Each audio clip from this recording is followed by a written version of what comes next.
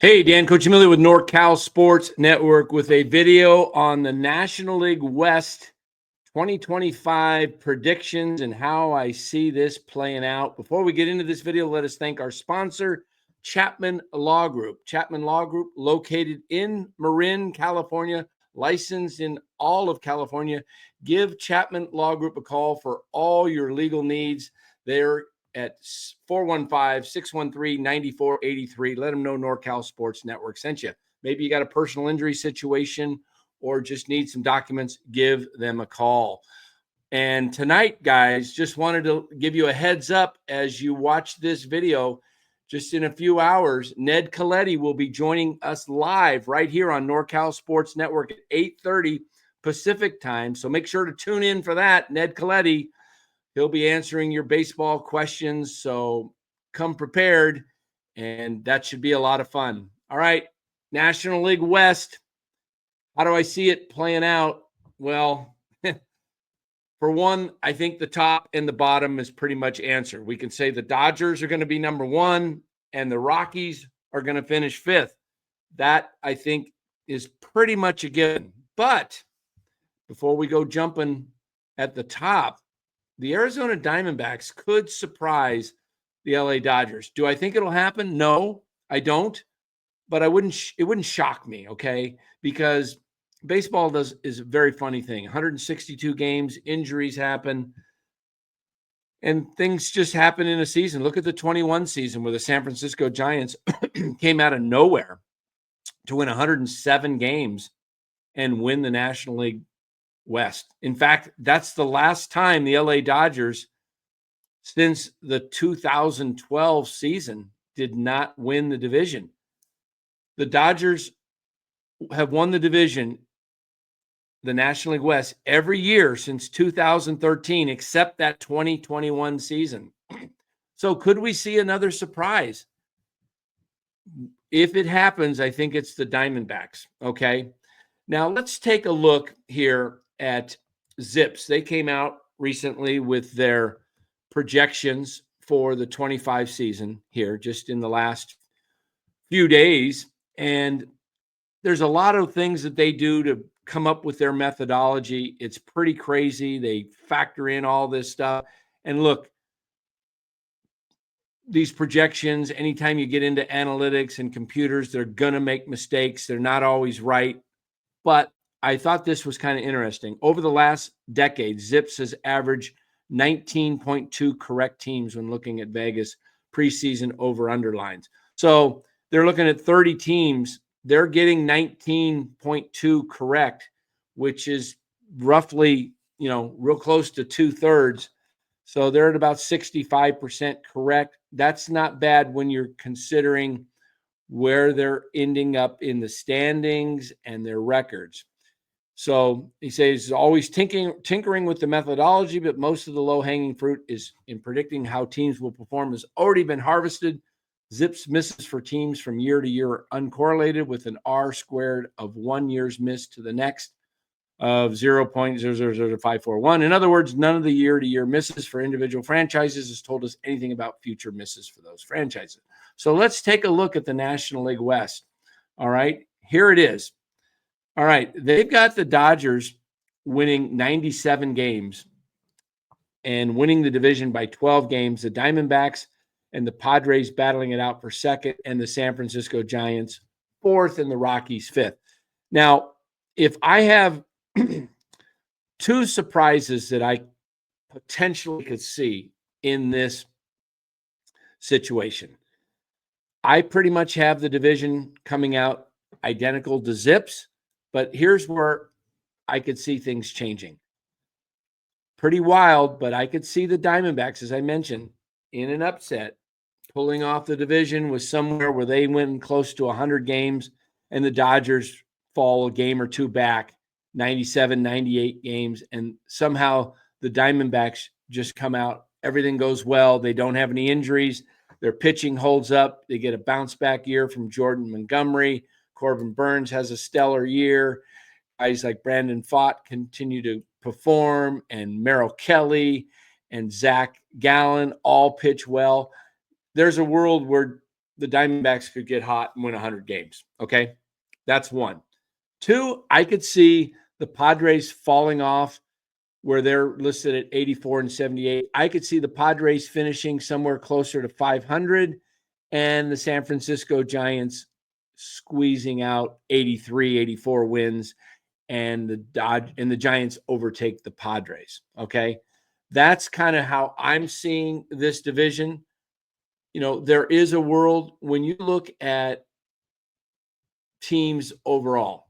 Okay. When you look at baseball playing 162 projected out for the entire season. Okay. Things can happen. Injuries can take place. Teams can get hot. Now, I don't like a lot of the things about the Giants and their makeup because to me, what some of the things they did is, you know, they went out and re-signed Matt Chapman, but they were under 500 with Matt Chapman last year. Okay. So, and they lost Blake Snell and they lost Michael Conforto, but they did add Willie Adames. So that's a plus there. I want to take a look at what Zip says about the Giants here, and we'll see if okay. So here's what they say about the Giants. The Giants successfully retained Matt Chapman, but they were below 500 with him last year. The big addition here is Willie Adames, but Justin Verlander is far less exciting than he was 5 years ago. There's just too much meh all around for Zips to project San Francisco to be anything more than a third-tier candidate, though far from a hopeless one. I think that's a good analogy, far from a hopeless one. There's a world in which the Giants win 85-plus games, okay? Everything, again, goes well. Guys have big years. Elliot Ramos has a big bounce, not a bounce-back year, but a follow-up, another productive season. Jung-Hoo Lee comes back healthy. I was out at the ballpark yesterday watching some batting practice of Jung-Hoo Lee. And one of the things I noticed about Jung-Hoo Lee is he's put on some muscle, okay? He looks much, much better. He was pretty thin last year. He looks like he's put on maybe 10 pounds of muscle. And in fact, I think I even have, if I can find it here, I have a highlight clip of Jung-Hoo Lee here. Now, this clip, by the way, of Jung-Hoo, it's an inside pitch where he almost got hit. In fact, you could hear him kind of yell where he almost got hit. And you can hear me in the background talking, saying, I thought he got hit. But here's Jung-Hoo Lee. Just take a look at his body. I think he looks more beefed up, which could really help the Giants this year. And his production could be very good. So here's Jung. Yeah. Ooh, got hit. There's Jung-Hoo Lee almost getting drilled by a pitch from Landon Roop, but he was able to get out of the way. Now, one of the bright spots for the Giants could be the future of Bryce Eldridge. Bryce Eldridge could make his debut sometime in the 25 season. Now, if the Giants, for some reason, are in the thick of the wild card race at August time comes up, and they're in this race because they're playing above their heads, it's possible, and if Bryce Eldridge is tearing up AAA, we could see a call-up of Bryce Eldridge, which could change everything for the Giants because that would slot him right into the middle of the lineup, probably in the cleanup spot, and break up Chapman and Adames and Ramos, that righty. They need a strong left-handed bat, which they don't have right now. They're relying on Lamont Wade, Mike Yastrzemski, and Patrick Bailey. None of those options, to me, sound that great.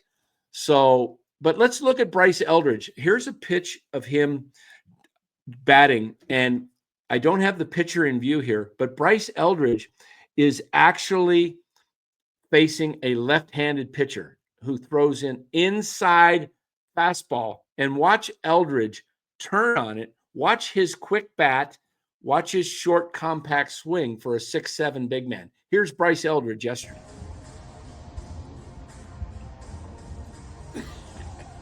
Whoa. Pulled it on the lefty.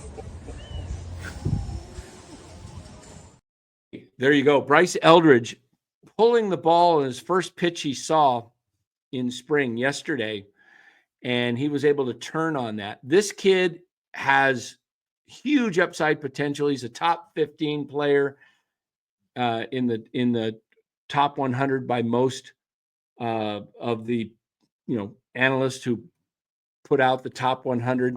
So Bryce Eldridge is got star written all over him, and Jim Callis says he loves him. He's got 40 plus home run potential. So the Giants could be a surprise team. I do think they finish fourth, but there's a world where the Giants finish third and maybe push for a wild card.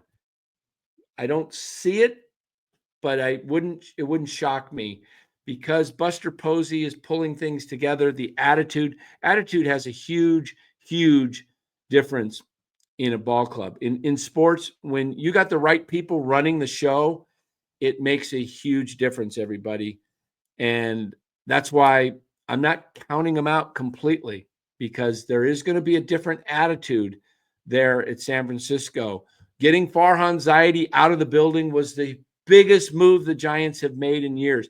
He was awful for the team, and he's back with LA. Good riddance. Keep Farhan down there.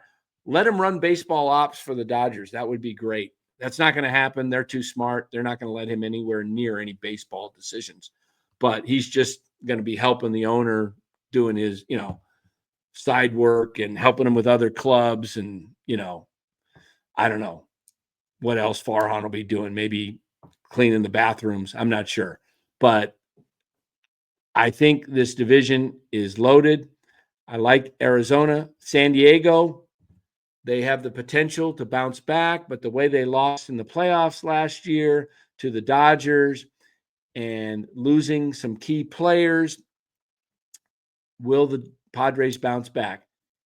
It remains to be seen. I think the Padres, it's going to be tough. The wild card race is going to be crazy this year. You're going to probably have two teams from the National League East. Two of the three will be a wild card: Phillies, Braves, and the Mets. If there's a team that falls off there, I could see it being the Phillies. In the Central, I like the Cubs and the Reds. I think the Reds are up and coming. And in that Western division, we're talking about, it's obviously the Dodgers and then the Diamondbacks and the Padres. We'll see how it comes out. Let me know your thoughts below. Tell me what you think. Is it the Dodgers' easy division? Can Arizona surprise, challenge them? Can the Padres somehow surprise? Or do the Dodgers, or not the Dodgers, do the Giants, do they slip out of what their projected fourth place where everybody's got them, and do they find a way to get into third place and compete for a wild card? Let me know your thoughts in the comments below. We do definitely read them, and we try to respond to them as well. Again, tonight, guys, in just a few hours, Ned Colletti will be joining us, 8:30 Pacific time. Make sure you tune into that. Bring in your questions into the chat, and we'll be talking with Ned. So we'll look forward to seeing you tonight. Thanks for watching this video. We do appreciate your time and effort to watch it all the way through, and we will catch you on the next one. Take care, everybody. Have a good one.